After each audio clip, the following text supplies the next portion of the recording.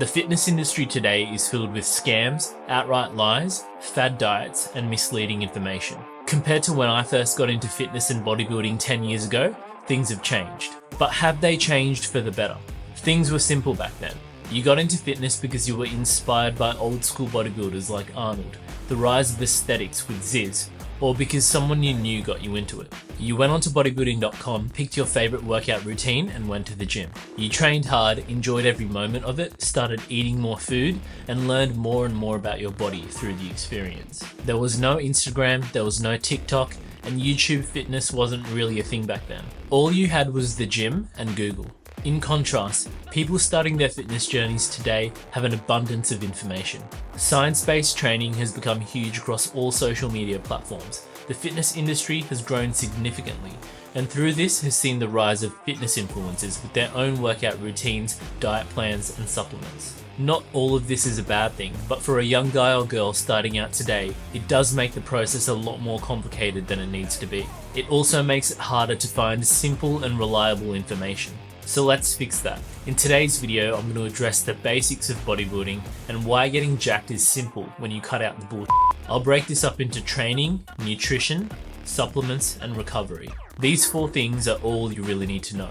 Training is the backbone of bodybuilding. My biggest piece of advice is to follow a structured routine. It's tempting to change up your workouts every time you go to the gym, but trust me, this is counterproductive. Following a structured routine for an extended period of time is the best way to master your training and ensure you're making progress. Until you become an intermediate or advanced lifter, where you're more in tune with your training and understand what exercises work better for you, structure is important. In terms of what training split to choose, here are some examples of how you can break up your training. In general, if you can hit each muscle group 2 times a week, this is optimal, as long as you're recovered from your previous session. But if you really enjoy a certain training split, like the bro split, there's nothing wrong with that in my opinion. Enjoying your training is more important than trying to do every single thing optimally. This is my current training split. After many years of training, you'll find that you have strengths and weaknesses in your physique. At this point, it's important to tailor your training to focus more on your weaker parts. I hit my chest, back and shoulders twice a week. Because legs and arms are a strength for me, they get trained once a week.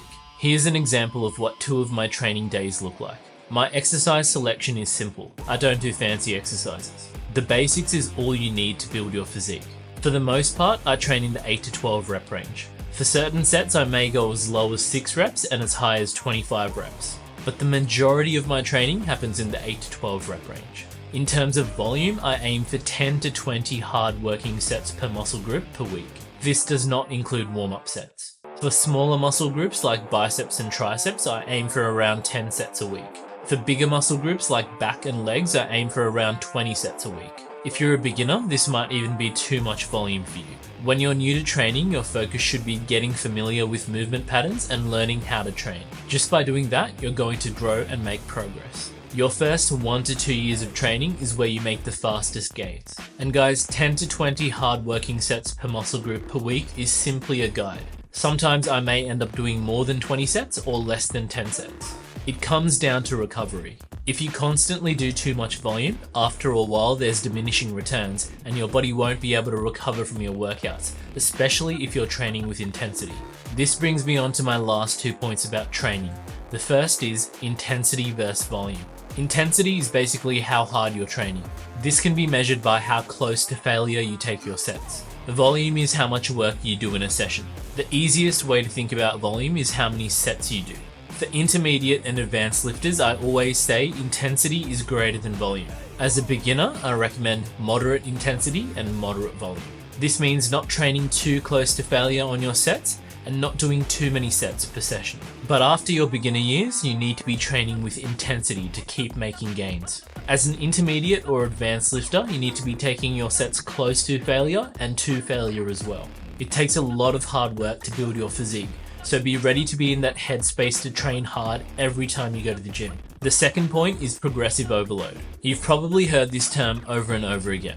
Progressive overload is simply improving over time. This can mean increasing the weight, doing more reps with the same weight, or making the exercise more challenging by doing more slow and controlled reps. It can even be as simple as improving your technique. Progressive overload is definitely important to continue making gains, especially if you're natural. This is where tracking your workouts becomes important. Just keep in mind that you're not going to get stronger every single week indefinitely, and sacrificing form to add weight to the bar isn't progress. Diet and nutrition ultimately makes or breaks your physique, but it's not as strict as you think it has to be. You can still eat your favorite foods and have balance with your nutrition. 80% of the food that I eat comes from clean sources. For protein, I always opt for eggs, chicken, salmon, white fish, some red meats, and whey isolate protein powder. For carbs, I like white rice, oats, bread, potato, fruits and vegetables. My fats come from the natural fats within these foods. The other 20% of my foods are whatever I want. This is generally the same whether I'm in a muscle gaining phase or a dieting phase. I personally also prefer a higher carb, lower to moderate fat approach. I find that this approach helps me fuel my training better and I get better results this way. My approach to building muscle naturally is through a lean bulk. You want to be in a muscle building phase for as long as you can, especially in your first 1 to 3 years of training. This is super important if you want to make the most progress. I've made an entire video discussing this, so make sure you guys check it out. There's debate as to whether you should bulk first or diet first. In my opinion, you should always get lean first if you aren't already. 8 to 12% body fat is the ideal starting point for a male. Starting a lean bulk from this range ensures you stay healthy and relatively lean throughout the whole process. It also means you won't have to go crazy on the diet afterwards and risk losing a lot of that hard-earned muscle. If you want a step-by-step guide on how to work out your maintenance calories and get shredded, then check out my other video on this topic. I'll link both videos down below. Once you've dieted down to at least 12% body fat as a male, you're ready to start your lean bulk. At this point, you'll need to find your new maintenance calories and add 200 to 300 calories to that to start the process. As I've mentioned in my lean bulking video, the goal is slow weight gain over time. The aim should be to gain around 1 to 2 pounds of weight per month. Any more than this is just going to lead to extra fat gain. The more advanced you are, the more conservative you should be with the rate of weight gain, as there will be diminishing returns. Even though you're lean bulking, you'll still gain body fat as well, just at a much slower rate. Once you're around the 15 to 16% body fat range as a male, this is a good indicator to start a mini cut. Mini cuts are short periods of time, usually 4 to 6 weeks long, where you lose some extra body fat before you start your lean bulk again. By using periodic mini cuts, you can continue to lean bulk and make gains for as long as you want. But again, you want to be lean bulking for as long as possible, so I wouldn't do a mini cut without spending at least 3 months in a lean bulk. 6 months or more is ideal. The most important thing for all of this to work is that you need to track your calories and protein using a tracker of your choice. I personally use MyFitnessPal and have been using it for years now. At the end of the day, calories in versus calories out is what it boils down to. Tracking your calories and protein separates the guys with the best physiques from the rest. I only track my total calories and my protein because my diet is consistent enough to where my carbs and fats fall into a similar range every day. It also makes it much easier rather than worrying about every single macronutrient. For protein, I aim for 0.8 to 1 gram of protein per pound of body weight. If you're overweight, you might need to have a more conservative target for your protein goals when dieting down to the 12% body fat range. As a final point when it comes to nutrition, guys, make sure you don't skip meals, especially the 2 most important meals of the day. In my opinion, the 2 most important meals of the day are your pre-workout meal and your post-workout meal. These are often my largest meals because I want to make sure that I have enough calories to fuel my workout and start the repair and rebuilding process. Supplements are probably the most exploited part of the fitness industry. The truth is you don't need 99% of them. In fact, you could make just as much progress without using any supplements at all. However, there are some supplements that are useful if you can afford them. The first is caffeine, either in the form of black coffee or a pre-workout. If I had to pick only one supplement, it would hands down be caffeine because of its effect on performance and fatigue. Just make sure you're not having more than 400 milligrams a day. The next supplement is creatine.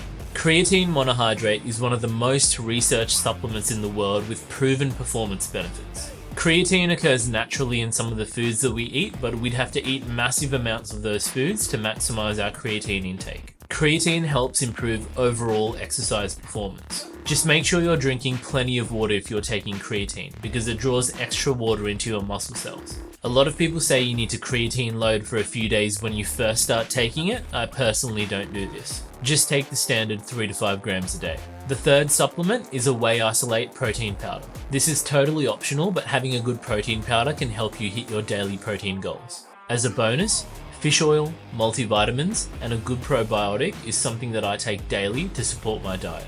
Last but not least, recovery. While training is important, you actually make your gains outside of the gym. Don't underestimate recovery. Having scheduled rest days is definitely one of the most important aspects of recovery. There's no sense in training every single day of the week. I personally have 2 to 3 rest days a week. If I didn't, there's no way I'd be able to recover from my training intensity. Sleep is also a big part of recovery. Aiming for 8 to 9 hours of sleep is going to be just as significant to making gains as your workouts and nutrition. The best progress I've made has always been when my sleep has been on point. As a final point, make sure you're also doing some stretching and soft tissue work like foam rolling. This is really important to do either at the end of your workouts or on rest days. If you can afford it, then remedial massage is great too. Longevity is the most important part of bodybuilding, so don't ignore recovery. That's it, guys. Bodybuilding is as simple as training hard with a structured routine, tracking your calories, and making sure you're getting enough rest and recovery. But you have to be consistent with it for years to build a physique worth having. While we can't change our genetics, we can maximize our individual genetic potential to be the best versions of ourselves. Don't fall for the marketing and lies that the fitness industry often tries to sell you. Don't overcomplicate it and enjoy the process. It's a lifestyle. Leave a thumbs up if you got something out of this video, guys, and as always, see you in the next one.